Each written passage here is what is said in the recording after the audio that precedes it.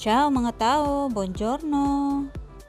Thank you Lord sa isang bagong umaga at panibagong buhay na pinahiram niyo sa bawat isa sa amin at sa aming buong sambahayan. For today's video, tara at samahan niyo ako mag-enroll kay Kuya. Siya ay senior high na and let's go, pupuntahan natin yung bago niyang school. Malapit lang siya dito sa bahay namin. Let's go! Dito rin pumapasok yung pinsan niya, si Kuya Kyle. Pareho silang information technology. Mag-IT sila pareho. Gaya-gaya kay Ninang Shell. So, ito na nga yung school nila. Tingnan mo naman yung school nila dito. Hindi mo man lang malalaman na school pala siya. Wala man lang pangalan. Hindi mo man lang alam kung anong school to. Alam mo yun. Tingnan nyo naman, so plain. At ito na lang yung pangalan niya, Juwa, Instituto Juwa. Ito na siya. Grabe diba, napakalaki ng diferensya ng mga school sa Pilipinas. Sa atin, ang mga school pa, bonggahan ng mga dekorasyon.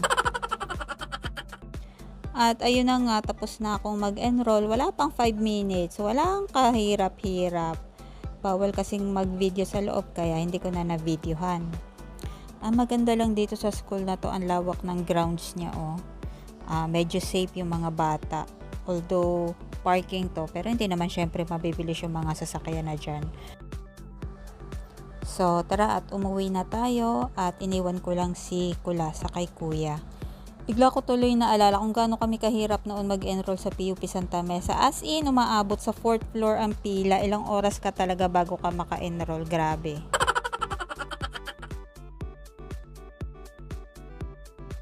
And bago nga tayo umuwi, andito na ako. Malapit naman ako sa bahay, ilang hakbang na lang. Dadaanan muna natin yung parcel ni Don Moises kasi may dumating na naman siyang parcel.